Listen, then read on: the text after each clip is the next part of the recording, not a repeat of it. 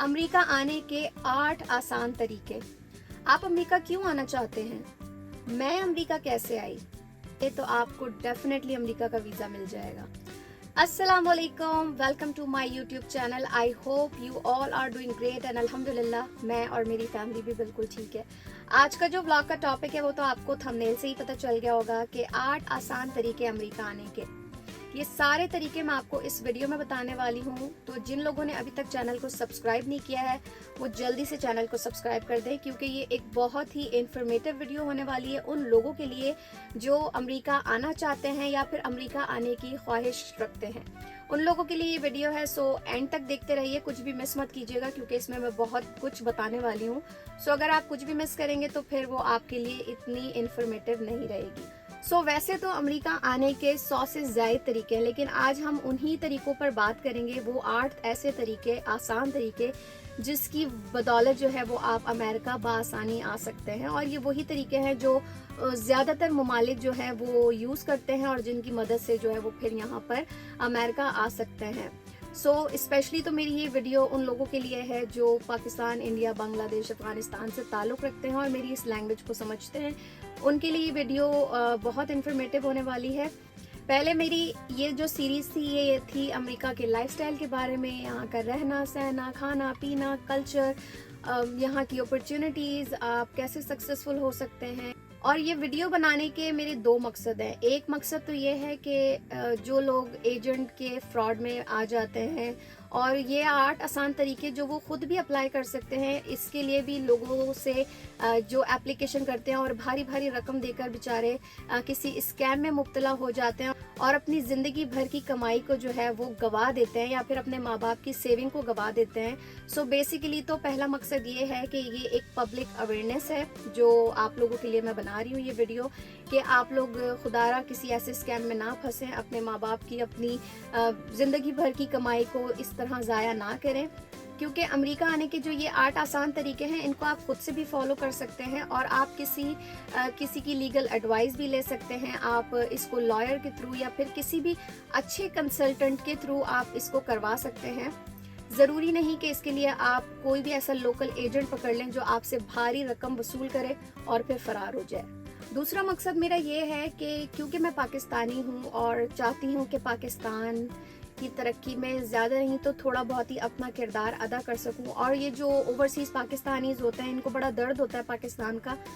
बहुत से लोग कहते हैं कि इतना ही दर्द है तो वहाँ क्यों बैठे हो, इतना ही दर्द है तो वहाँ क्यों बैठे हो, पाकिस्तान आके क्यों नहीं रहते। जी हम पाकिस्तान में ही रहते थे और अल्लाह ने हमें ये अपॉर्चुनिटी दी कि हम यहाँ अमेरिका आए और ये अल्लाह की रहमत कह लें हम पर, जिन लोगों को ये मौका मिलता है और वो अमेरिका आते हैं और एक अलग ही दुनिया देखते हैं पाकिस्तान से बाहर की।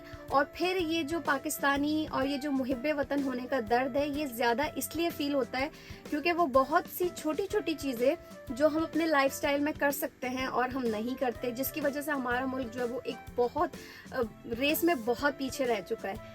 जो मेरा दूसरा मकसद है वो फ़कत पाकिस्तानियों के लिए है कि मेरी इस वीडियो से अगर मैं किसी को मोटिवेट कर सकती हूँ या कोई ऐसा पढ़ने वाला बच्चा या कोई ऐसा एम्प्लॉय जो अपनी ज़िंदगी पाकिस्तान में सर्व कर चुका है लेकिन फिर भी उसको कुछ नहीं मिला, तो वो जो है यहाँ आकर अपने लिए अपॉर्चुनिटीज़ अवेल कर सकता है। उसको यहाँ पर हर पढ़े लिखे और काबिल इंसान की यहाँ पर बहुत गुंजाइश है। वो यहाँ पर आते हैं, फलते हैं, फूलते हैं और जब कोई एक इंडिविजुअल फलता फूलता है तो वो फिर उससे माशरा फलता फूलता है और एक वक्त आता है कि उससे मुल्क भी फूलता फलता है। तो जो दूसरा रीज़न है वो मेरा सिर्फ़ और सिर्फ पाकिस्तानी होने की हैसियत से, पाकिस्तानी होने की वजह से कि आप यहाँ पर आएँ, यहाँ पर रहें, यहाँ पे स्टडी लें, यहाँ पर एम्प्लॉयमेंट लें। अगर आपके पास पैसा है तो इधर इन्वेस्ट करें। जब आप इधर इन्वेस्ट करेंगे और इधर बहुत ज़्यादा कमाएंगे तो उसका एक डायरेक्ट और इनडायरेक्ट जो हिस्सा है वो पाकिस्तान को भी पहुँचेगा। दूसरा मकसद जो है वो मेरा बहुत ही क्लियर है और वो ये है। तो ये वो 8 आसान तरीके जो मैं आप लोगों को बताने वाली हूँ, जिसमें नंबर 1 है B1 B2 visa.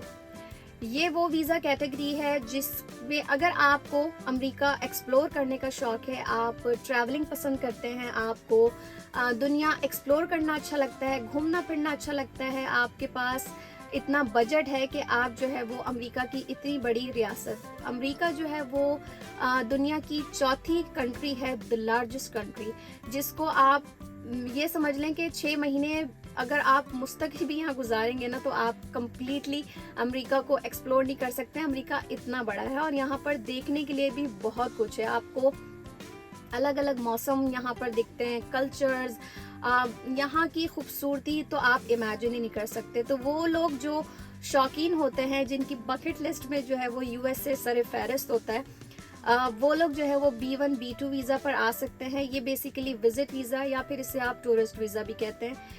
B1 B2 visa में आप ना सिर्फ अमेरिका एक्सप्लोर कर सकते हैं, बल्कि अगर आप चाहें तो मेडिकल ट्रीटमेंट भी यहाँ पर आकर आप इसी वीज़ा पे अपनी करवा सकते हैं।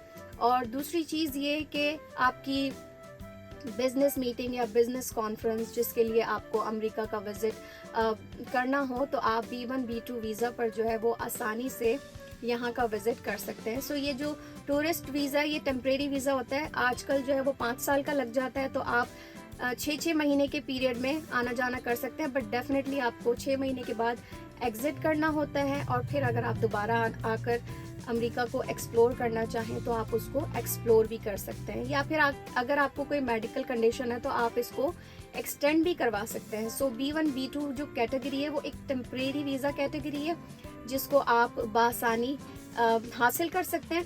इसके लिए आपको बहुत कोई लंबे चौड़े बैंक स्टेटमेंट या फेक स्टेटमेंट बनाकर दिखाने की ज़रूरत नहीं होती एम्बेसी को। आप इतना भी अगर शो करवा दें कि आपका ये जो विजिट है आप इसको कवर कर सकते हैं, इसके जो एक्सपेंसेस हैं वो आप ये खर्चा उठा सकते हैं, तो इतना भी काफ़ी होता है। बाकी इसके लिए आपके पास आपका वैलिड पासपोर्ट, आपका जो है वो CNIC, अगर आप अपनी मिसेस के साथ ट्रैवल कर रहे हैं तो फिर आपका MIRC और जो भी मैरिड डॉक्यूमेंटेशन है वो, और हर चीज़ आपकी वैलिड होनी चाहिए। और अगर आप किसी एजुकेशनल पर्पस के लिए विज़िट करना चाहते हैं या किसी मेडिकल ट्रीटमेंट के लिए विज़िट करना चाहते हैं तो फिर उसके लिए आपके पास आपके सारे मेडिकल के रिकॉर्ड्स एंड आपके पास सारे एजुकेशन के रिकॉर्ड, ये सब कुछ होने चाहिए। सो बस इतनी सी ही रिक्वायरमेंट होती है। और सबसे अच्छी बात यह है कि ये काम आप खुद भी कर सकते हैं, क्योंकि USCIS एक ऐसी वेबसाइट है जहां पर आपको पूरी एक मुकम्मल गाइडलाइन मिल जाती है। अगर आप पढ़े लिखे हैं तो आपको ईजीली पता चल जाता है कि आपको कौन सा फॉर्म चाहिए, क्या क्या डॉक्यूमेंट्स रिक्वायर्ड हैं, ये सारी इंफॉर्मेशन आपको मिल जाती है USCIS की वेबसाइट पर। अच्छा, जो नंबर 2 वीज़ा कैटेगरी है वो है स्टूडेंट वीज़ा कैटेगरी, जिसमें आपका F1 F2 और J1 J2 आता है। ये स्टूडेंट कैटेगरी एक ऐसी कैटेगरी है जो स्टूडेंट्स हैं जिन्होंने अच्छी तालीम हासिल की है या फिर अच्छी तालीम हासिल करने के ख्वाहिशमंद है, उनके लिए ये वीज़ा कैटेगरी है और बहुत आसानी से लग जाता है आपके एकेडमिक रिकॉर्ड के बिहाफ पर। तो आपको अमेरिका की किसी भी कॉलेज यूनिवर्सिटी में आराम से जो है वो एडमिशन मिल जाता है। इसमें एक चीज़ ये है कि F1 F2 वीज़ा में आपको खुद से ही पे करना पड़ता है कॉलेज की फ़ीस या फिर यूनिवर्सिटी की जो भी फ़ीस होती है। अगर आप अपना बैचलर या मास्टर्स यहाँ से करना चाहते हैं तो वो उसकी फ़ीस आपको पे करनी पड़ती है, जो अगर किसी कम्युनिटी कॉलेज से करेंगे तो बहुत ज़्यादा नहीं होती है, 10 से 15,000 डॉलर के बीच में होती है। और अगर आप किसी प्राइवेट से करना चाहेंगे तो फिर वो थोड़ी सी कॉस्टली हो जाती है। लेकिन इसमें आपको एक बेनिफिट ये मिलता है कि आप इन कैंपस जो है वो जॉब भी कर सकते हैं पार्ट टाइम, और अपना जो खर्चा है वो भी आप आसानी से उठा सकते हैं। और इसका दूसरा बेनिफिट ये है कि आपकी स्पाउस भी आपके साथ, अगर आप मैरिड हैं तो F2 वीज़ा पर आ सकती है, लेकिन वो काम नहीं कर सकती, बल्कि F1 वीज़ा पर आप काम कर सकते हैं as a primary F1 visa holder. दूसरी इसमें अच्छी चीज़ ये है कि जब आप अपना मास्टर्स या बैचलर्स जो भी मुकम्मल करें, आप जो है वो जॉब के लिए भी अप्लाई कर सकते हैं। आप अपने इस वीज़ा को H1B वीज़ा में कन्वर्ट कर सकते हैं और आप यहाँ पर जो है वो टेम्परेरी वर्क परमिट लेकर उसको 3 से 6 साल तक अवेल भी कर सकते हैं। और फिर जैसे जैसे जब आप इस लाइन में आते हैं और इन चीज़ों को जब आप समझना शुरू करते हैं तो आगे जो है वो आसानियाँ भी हो जाती हैं। और जब आप यहीं के पढ़े लिखे होते हैं, बेटर चांस और बेटर अपॉर्चुनिटीज़ होती हैं कि आप यहीं पर जो है वो अपनी किसी भी फील्ड में आगे बढ़ सकते हैं और आराम से जो है वो यहाँ पर ज़िंदगी खुशी खुशी अच्छे से गुजर बसर कर सकते हैं। और अगर आप वापस जाना चाहें तो आप वापस भी हायर एजुकेशन के बाद यहाँ से जा सकते हैं। इसमें फ़ायदा ये है कि आप अपनी पढ़ाई मुकम्मल करके जॉब के लिए अप्लाई कर सकते हैं। इसमें आपको मुल्क वापस नहीं जाना पड़ता, आप बल्कि यहाँ रहते हुए अपने सारे जो भी डॉक्यूमेंटेशन है और आप अपनी वीज़ा कैटेगरी को चेंज करवा कर यहाँ पर जॉब कर सकते हैं, या अपनी पढ़ाई मुकम्मल कर कर आप यहाँ पर OPT अप्लाई कर सकते हैं, जो एक ऑप्शनल ट्रेनिंग प्रोग्राम है। उसके आपको 36 महीने मुकम्मल करते हैं और फिर अगर आपको सब कुछ अच्छे से समझ आ जाता है और आपको एक अच्छा एम्प्लॉयर भी मिल जाता है, तो वो एम्प्लॉयर जो वो आपके इस F1 वीज़ा कैटेगरी को H1B में कन्वर्ट करके आपको जो है वो टेम्परेरी एम्प्लॉयर भी रख सकता है। तो इसमें आपके आगे बढ़ने के चांसेस जो है वो बहुत ज़्यादा होते हैं, और अगर आप मैरिड हैं तो आपकी स्पाउस के भी आगे बढ़ने के चांसेस बहुत ज़्यादा होते हैं। सो F1 F2 जो है वो एक अच्छी वीज़ा कैटेगरी है, लेकिन इसमें आपको जो है अपनी पढ़ाई को खुद स्पॉन्सर करना पड़ता है। इसके जितने भी एक्सपेंसेस हैं वो आपको खुद उठाने पड़ते हैं, लेकिन आप एक पार्ट टाइम जॉब करके जो है वो अपना ज़िंदगी जो है वो अच्छे से गुजर बसर कर सकते हैं। अच्छा, स्टूडेंट वीज़ा की जो दूसरी कैटेगरी है वो है J1 J2 वीज़ा कैटेगरी। इसमें आपको अपनी जो पढ़ाई का खर्चा है वो अपनी जेब से नहीं पे करना पड़ता, बल्कि ये एक कल्चरल स्टेट का एक्सचेंज प्रोग्राम है जो मेरिट की बुनियाद पर उन बच्चों को मिलता है जिनका तालीमी रिकॉर्ड जो है वो बहुत अच्छा होता है, और उनको स्कॉलरशिप दी जाती है यूनाइटेड स्टेट्स की तरफ से, जो यहाँ पर आके अपना बैचलर्स, अपना मास्टर्स, अपना PhD मुकम्मल करते हैं, जिनमें उनको कोई भी जो है वो खर्चा नहीं उठाना पड़ता, बल्कि सारा खर्चा जो है वो गवर्नमेंट का होता है। लेकिन इसमें एक चीज़ ये है कि आपको पढ़ाई मुकम्मल कर 5 साल जो है वो अपनी कंट्री में जाकर वापस गुजारने होते हैं। J1 वीज़ा कैटेगरी में आप 20 आवर जो है वो काम कर सकते हैं। इसमें आपको पढ़ाई के साथ साथ जो है वो एक्सपीरियंस भी मिलता रहता है, लेकिन इसका एक जो नुकसान है वो ये है कि आपको पढ़ाई मुकम्मल करने के बाद 5 साल जो है वो वापस जाकर अपनी कंट्री में गुजारने होते हैं। तीसरी वीज़ा कैटेगरी है आपकी फैमिली इमिग्रेशन वीज़ा कैटेगरी। इसमें आपकी फैमिली का अगर कोई एक मेंबर भी US में सेटल है तो वो बासानी जो है अपनी तमाम फैमिली को यहाँ पर बुलाकर, जो उसके क्लोज रिलेशन है जिसमें उसकी माँ, बाप, बहन, भाई, बीवी और बच्चे शामिल हैं, वो उनको कम अरसे में ही जो है यहाँ अमेरिका बुला सकता है। जैसे लेट्स से जो मेरे हस्बैंड है वो यहाँ के सिटीजन थे, तो जब मुझसे उन्होंने शादी की तो मैं यहाँ पर अराउंड 9 से 10 महीने में आ गई थी। उसके बाद मैं जब यहाँ की ग्रीन कार्ड हो गई तो मैंने अपने माँ बाप को बुला लिया। तो ये एक ऐसी चेन है फैमिली इमिग्रेशन की, जो आपके जितने भी क्लोजेस्ट रिलेशन है वो यहाँ पर आ सकते हैं। इसका दूसरा तरीका ये भी होता है कि अगर आप यहाँ पर काम कर रहे हैं और यहाँ पर आप टेम्परेरी वीज़ा पर भी हैं, अगर आप H1B वीज़ा पर भी हैं और आपको यहाँ किसी US सिटीज़न से शादी करनी हो, अगर आपको पसंद आ जाए और आपकी अच्छी अंडरस्टैंडिंग हो जाए, तो यहाँ पर आप उसी वीज़ा में रहते हुए आप किसी US सिटीज़न से जब शादी कर लेते हैं तो आपका जो स्टेटस है वो भी चेंज हो जाता है, और आप भी जो है वो फिर एक फैमिली इमिग्रेशन कैटेगरी में आ जाते हैं और एक लॉफुल परमानेंट रेजिडेंट बन जाते हैं। सो ये जो फैमिली इमिग्रेशन वीज़ा है, इसमें अगर कोई एक भी सेटल है तो आपकी पूरी फैमिली जो है वो आराम से सेटल हो जाती है। ऑल्दो बहन भाई अगर 21 साल से कम के हैं तो टाइम कम लगता है, लेकिन अगर 21 साल से ज़्यादा के हैं और मैरिड हैं बहन भाई तो फिर बहुत एक लेंदी टाइम पीरियड होता है, लेकिन एटलीस्ट हो जाता है। उसमें आपको अगरचे 7 से 10 साल तक वेट करना पड़ता है, लेकिन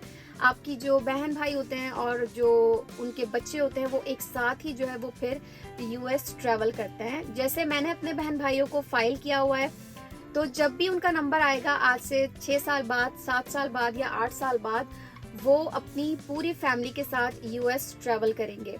तो एक ये अच्छा बेनिफिट है फैमिलीज को सेटल करने का, और बहुत सारे पाकिस्तानी इंडियंस जो हैं वो इस कैटेगरी में फॉल करते हैं और वो अपनी अपनी पूरी फैमिलीज जो वो यहाँ पर सेटल भी इसी वीज़ा इमिग्रेशन के थ्रू कर लेते हैं। चौथी जो वीज़ा कैटेगरी है वो है ह्यूमैनिटेरियन वीज़ा। इसे हम असाइलम भी बोलते हैं। ऑल्दो ये बहुत कम लोग अप्लाई करते हैं क्योंकि इसका जो टाइम जो इसका प्रोसेस टाइम है वो बहुत लंबा होता है, और मोस्ट ऑफ द टाइम तो इसकी जो एप्लीकेशन है वो रिजेक्ट भी हो जाती है अगर कोई वैलिड रीज़न यहाँ की गवर्नमेंट को समझ ना आ रहा हो। और इसका एक बड़ा नुकसान ये भी होता है कि जब आप यहाँ पर आ जाते हैं और आप असाइलम ले लेते हैं तो फिर आप अपनी कंट्री कभी भी वापस नहीं जा सकते। तो ये रूल होता है असाइलम का, जो मोस्टली लोग अप्लाई करते हैं। कुछ केसेस एक्सेप्ट भी हो जाते हैं, लेकिन मोस्टली जो है वो पूरे जो है वो अच्छे स्ट्रॉन्ग एविडेंस ना होने की वजह से रिजेक्ट भी हो जाते हैं। बहुत लेंथी प्रोसेस होता है और सम केसेस में जो है वो एप्लीकेशन डिनाई भी हो जाती है। लेकिन एक ये भी ऑप्शन है, अगर किसी का वैलिड रीज़न है तो वो यहाँ अमेरिका आकर जो है वो असाइलम भी ले सकता है। 5वीं वीज़ा कैटेगरी जो है वो है H1B वीज़ा कैटेगरी। इसमें ये है एक temporary employment based visa category. इसमें जो है अगर आपका तालीमी रैकेट अच्छा है, एकेडमिक रैकेट अच्छा है आपका, और आपका जो है वो आपका वर्क एक्सपीरियंस है, तो यहाँ पे जो कंपनीज़ हैं वो आपको H1B वीज़ा पर बुलाती हैं और टेम्परेरी आपको 3 साल का वर्क परमिट देती हैं, जिसको आप एक्सटेंड कर 6 साल तक का भी कर सकते हैं और यहाँ पर आराम से जो है वो आप मज़े से अपनी ज़िंदगी गुजार सकते हैं। लेकिन इसके लिए आपके पास अच्छी तालीम और जिस भी फील्ड में आप हैं उसका अच्छा एक्सपीरियंस होना चाहिए। तो H1B वीज़ा मिलना भी कोई मुश्किल बात नहीं होती। छठी जो वीज़ा कैटेगरी है वो है O1 वीज़ा, जिसे हम आइंस्टाइन वीज़ा भी कहते हैं, और ये होता है एक्स्ट्रा ऑर्डिनरी लोगों के लिए। इसका कोई कोटा नहीं होता। इससे वो लोग जो गिनती के चंद लोग हैं जिनको हम उंगलियों पे काउंट कर सकते हैं, जिनको नोबेल प्राइज़ मिलता है, अवार्ड याफ्ता होते हैं। इसमें आप एक्टर एक्ट्रेसेस शामिल कर लें, आप इसमें कोई भी खिलाड़ी ले लें जो डेफिनेटली जिनको दुनिया जानती है। सो ये वीज़ा कैटेगरी जो है वो उन लोगों के लिए होती है। इसमें कोई कोटा सिस्टम नहीं होता है। आप जब भी अप्लाई करेंगे आपको यहाँ का वीज़ा मिल जाता है और आप आराम से जो है वो अमेरिका विज़िट कर सकते हैं। एक्सेप्शनल लोगों के लिए ये वीज़ा कैटेगरी है। अगर आप बहुत ख़ास हैं और आपको पता है कि आपका शुमार दुनिया के चंद लोगों में होता है, तो O1 वीज़ा या आइंस्टाइन वीज़ा जिसे कहते हैं वो फिर आपके लिए है। 7वीं जो वीज़ा कैटेगरी है वो है EB वीज़ास की कैटेगरी, जिसमें आपका EB1, EB2, EB3, EB4 और EB5 आ जाता है। ये एम्प्लॉयमेंट बेस्ड और इन्वेस्टमेंट बेस्ड वीज़ा कैटेगरी है, जिसमें आप अगर किसी भी वीज़ा कैटेगरी में आप फॉल करते हैं तो ये वीज़ा भी आपको आराम से मिल जाता है। तो पहले बात कर लेते हैं EB1 वीज़ा की। तो EB1 वीज़ा में वो लोग आते हैं जिनका एकेडमिक रिकॉर्ड बहुत अच्छा होता है, जिनके अच्छे मार्क्स होते हैं, GRE अच्छा होता है, जिनका IELTS और TOEFL में अच्छा रिजल्ट होता है। उन लोगों के लिए ये वीज़ा कैटेगरी होती है। यहाँ के जो इंटरनेशनल एम्प्लॉयर्स हैं वो खुद आपको अप्रोच करते हैं या फिर आप अप्लाई करते हैं, तो आपके एकेडमिक रैकेट की वजह से या फिर आपके वर्क एक्सपीरियंस और आपकी अच्छी अचीवमेंट की वजह से जो है वो आप सरे फहरिस्त आ जाते हैं। तो पढ़ाई जो है वो आपको कहाँ से कहाँ कब ले जाती है आपको पता नहीं चलता। और अगर आपको इस बात का यकीन है कि आपका एकेडमिक रिकॉर्ड बहुत अच्छा है, आपका ताल्लुक साइंस से है, टेक्नोलॉजी से है, इंजीनियरिंग से है, आप एक बहुत अच्छे प्रोफेसर हैं, आप एक बहुत अच्छे मैनेजर हैं, आपके पास इन तमाम चीज़ों पर बहुत अच्छा एक्सपीरियंस भी है, तो फिर EB1 वीज़ा जो है वो आपके लिए परफेक्ट वीज़ा है। EB2 वीज़ा की बात कर लेते हैं। EB2 वीज़ा भी एक एम्प्लॉयमेंट बेस्ड वीज़ा है और ये भी जो है वो आपके एक्स्ट्रा ऑर्डिनरी एकेडमिक रैकेट पे बेस करता है। आपके एकेडमिक रिकॉर्ड अच्छे हैं, आपका जो है वो वर्क एक्सपीरियंस बहुत एक्स्ट्रा ऑर्डिनरी है और आप अपने फील्ड के बहुत ही बेहतरीन खिलाड़ी हैं, आप बहुत ही अच्छी परफॉर्मेंस करते हैं जहाँ पर भी आप काम करते हैं, तो फिर ये EB2 वीज़ा जो है वो आपके लिए है। और इसमें कंपनीज सारा खर्चा उठाती हैं, कंपनीज आपको अप्रोच भी करती हैं, कंपनीज आपको स्पॉन्सर भी करती हैं और सारा जो प्रोसेस होता है वो बड़ी कंपनीज खुद ही इसके सारे एक्सपेंसेस उठाकर खुद ही करती हैं। इनके अपने लॉयर्स होते हैं, अपने ही सारे एजेंट होते हैं जो तमाम काम जो है वो सरअंजाम देते हैं। तो ये भी एक EB वीज़ा की बेस्ट कैटेगरीज में आता है। अब बात कर लेते हैं EB3 वीज़ा की। अच्छा, ये वाला वीज़ा है स्किल्ड वर्क वीज़ा। इसमें आपके पास वोकेशनल ट्रेनिंग जो है वो होनी चाहिए। आपका ये वीज़ा जो है वो आपके स्किल्ड के ऊपर बेस करता है। अगर आप माहिर हैं एग्रीकल्चर के, आप माहिर हैं कंस्ट्रक्शन के आप माहिर हैं, माइनिंग के आपको जो है वो पूरी एक महारत हासिल है, कोई भी स्किल आपके पास है, उसमें आप बहुत केपेबल हैं, आप बहुत अच्छे शेफ हैं, तो फिर ये EB3 वीज़ा जो है वो फिर आपके लिए है। अब बात कर लेते हैं EB4 वीज़ा की। ये वो वीज़ा कैटेगरी है जिसमें अगर आप रिलीजियस हैं, स्कॉलर हैं और आप यहाँ पर आके इसकी डिग्री को, रिलीजियस से रिलेटेड ही डिग्री को मुकम्मल करना चाहते हैं, आप किसी मस्जिद के इमाम बनना चाहते हैं और प्रीचिंग करना चाहते हैं, या फिर किसी चर्च के पादरी बनना चाहते हैं और प्रीच करना चाहते हैं, टोटली जो है वो EB4 वीज़ा एक रिलीजियस बेस्ड वीज़ा है जो आपको आपकी रिलीजन एक्टिविटीज़ और आपकी रिलीजन स्टडीज़ की वजह से जो है वो मिलता है।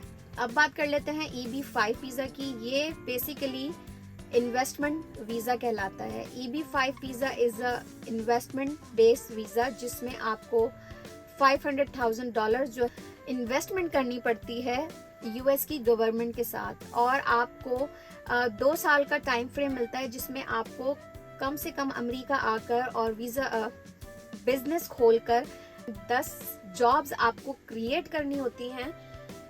उस बिहाफ पर मिलता है आपको यहाँ का ये EB5 वीज़ा जो आपको फ़ौरन ही ग्रीन कार्ड भी प्रोवाइड कर देता है और आपको जो है वो आप फ़ौरन ही यहाँ पर आकर अपना बिजनेस भी शुरू कर लेते हैं। तो अगर आपके पास $5 लाख है, ये एक कम से कम अमाउंट है, इसमें अगर ज़्यादा हो तो और भी अच्छी बात है, लेकिन ये वीज़ा आपको $5 लाख का मिलता है। और $5 लाख मैं पाकिस्तानी हिसाब से बता रही हूँ, आप अगर किसी और कंट्री से हैं तो इसके जो प्राइस हैं वो डिफरेंट होंगे, लेकिन मैं एज पाकिस्तानी आपको बता रही हूँ कि अगर आपके पास $5 लाख हैं तो आप जो है वो यहाँ पर आकर इन्वेस्टमेंट कर सकते हैं, 10 जॉब क्रिएट कर सकते हैं और आराम से जो है वो 2 साल के पीरियड में जब आप 10 जॉब्स क्रिएट कर लेते हैं तो आपको जो है यहाँ के वो तमाम हकूक मिल जाते हैं जो यहाँ के ग्रीन कार्ड रेजिडेंट के पास होते हैं। अब बात कर लेते हैं उस वीज़ा कैटेगरी की जो फॉर्चुनेटली पाकिस्तानियों के लिए है, और ये है NIW वीज़ा कैटेगरी। ये है नेशनल इन्वेस्टमेंट वेवर प्रोग्राम जो अभी कुछ टाइम पहले ही जो है वो ये कैटेगरी आई है वीज़ा की, और स्पेशली पाकिस्तानी जो इस वक्त ये वीडियो देख रहे हैं इनके लिए बेहतरीन चांस है। सबसे अच्छी बात ये है इसमें H1B वीज़ा की तरह या EB वीज़ा की तरह आपको एम्प्लॉयर्स ऑफर लेटर या जॉब ऑफर लेटर की ज़रूरत नहीं होती। इसमें आप सेल्फ पिटिशनर होते हैं। तो अगर आप नेशनल इन्वेस्टमेंट वेवर प्रोग्राम में की कैटेगरी में आते हैं तो आप ये पिटिशन खुद से भी फाइल कर सकते हैं। इसमें आपको 3 चीज़ें जो है वो प्रूफ करनी होती हैं। नंबर 1 ये कि आप जिस भी फील्ड से आपका ताल्लुक है, आप बैचलर्स हैं, मास्टर्स हैं, PhD हैं, और अगर आप PhD हैं तो अच्छी बात है, उसके लिए आपको एक्सपीरियंस की ज़रूरत नहीं, लेकिन अगर आप बैचलर्स हैं तो फिर आपको 5 साल के एक्सपीरियंस की ज़रूरत है। आप डॉक्टर हैं, फिजियोथेरेपिस्ट हैं, आप पायलट हैं, आप प्रोफेसर हैं, जो भी आपकी फील्ड है आप उसमें एक नुमाया कारकर्दगी सर अंजाम दे चुके हैं या फिर दे रहे हैं। तो ये जो एक्सपीरियंस के बेस पर आपको पहली चीज़ तो ये प्रूफ करनी होती है कि आपकी जो भी फील्ड है आप उसके पक्के खिलाड़ी हैं, आप उसके एकदम मंजे हुए खिलाड़ी हैं। तो ये नंबर 1 चीज़ आपको प्रूफ करनी होती है। नंबर 2 ये है कि जो भी काम आप वहाँ कर रहे हैं वो यहाँ पर आकर वही काम आप सर अंजाम देंगे, बल्कि आप किसी दूसरे की जो यहाँ के सिटीजन हैं उनकी नौकरियाँ नहीं खाएंगे या किसी के लिए परेशानी का बायस नहीं बनेंगे। ये एक तरह की कमिटमेंट ही कह लें कि जो चीज़ आप वहाँ कर रहे हैं वो यहीं पर आकर आप सर अंजाम देंगे। तीसरी चीज़ आपको ये प्रूफ करनी है कि आपने जो भी कुछ करना है वो अमेरिका के फ़ायदे के लिए करना है। ये जो नेशनल इन्वेस्टमेंट वेवर प्रोग्राम है ये स्पेशली इसीलिए है कि आप जितनी भी भलाई करेंगे यहाँ पर आकर, अगरचे वो आपके हक में भी होगी लेकिन वो अमेरिका के हक में भी होनी चाहिए और आपकी ज़ात से अमेरिका को फ़ायदा होना चाहिए। तो तीसरी चीज़ आपको ये प्रूफ करनी होती है। अच्छा, इसका जो एप्लीकेशन प्रोसेस है वो बहुत क्विक प्रोसेस है। सेल्फ पिटिशन आप इसमें फाइल कर सकते हैं, बहुत ज़्यादा बैकलॉग नहीं है, बहुत क्विक रिस्पांस इस वीज़ा कैटेगरी का होता है। इसमें आपको बहुत क्विक चांसेस, बहुत जल्दी से आप ट्रैवल कर सकते हैं। अगर आप इन तमाम चीज़ों को मुकम्मल कर देते हैं और आप अप्रूव्ड हो जाते हैं इस प्रोग्राम के लिए, तो बहुत क्विक प्रोसेस होता है और बहुत जल्दी से जो वो आप पाकिस्तान छोड़कर अमेरिका के शहरी बन सकते हैं आकर। और इसमें आप अपनी फैमिली को भी अपने साथ ला सकते हैं और 18 साल से जो कम उम्र के आपके बच्चे हैं वो भी आपके साथ ट्रैवल कर सकते हैं। तो बहुत सारे फायदे हैं इस चीज़ के, इस तरीके से भी कि आप खुद भी सेटल हो रहे हैं, साथ में आपके बच्चे भी आपके साथ आ रहे हैं। और कॉलेज एजुकेशन हो, हाई स्कूल हो, जो भी हो, वो यहाँ पर आकर आपके बच्चे भी आराम से हासिल कर सकते हैं। तो सबसे अच्छी जो है वो ये वीज़ा कैटेगरी उन लोगों के लिए जो इसमें अप्रूव्ड हो जाते हैं। और अभी एक बात ये है, फॉर्चुनेट है पाकिस्तान जिसके लिए अभी भी ये वाली वीज़ा कैटेगरी खुली हुई है, वरना इंडिया और चाइना के लिए ये वीज़ा प्रोग्राम नहीं है, ये सिर्फ पाकिस्तान के लिए है। तो अगर आप इस कैटेगरी में फॉल करते हैं तो ज़रूर इस वीज़ा कैटेगरी को आप अप्लाई करें। तो उम्मीद करती हूँ कि आज का ये ब्लॉग आपको मेरा पसंद आया होगा। अगली वीडियो में मैं आपको बताऊंगी कि 5 फास्टेस्ट वे जो है वो कौन से हैं जिससे आप ग्रीन कार्ड अमेरिका का हासिल कर सकते हैं। बहुत मज़े की मैं आप लोगों के साथ चीज़ें शेयर करने वाली हूँ अमेरिका से रिलेटेड, अमेरिका के लाइफस्टाइल से रिलेटेड, अमेरिका का खाना पीना, अमेरिका की यूनिकनेस, लोग किस तरह रहते हैं, गोरे किस तरह रहते हैं, देसी किस तरह रहते हैं, ये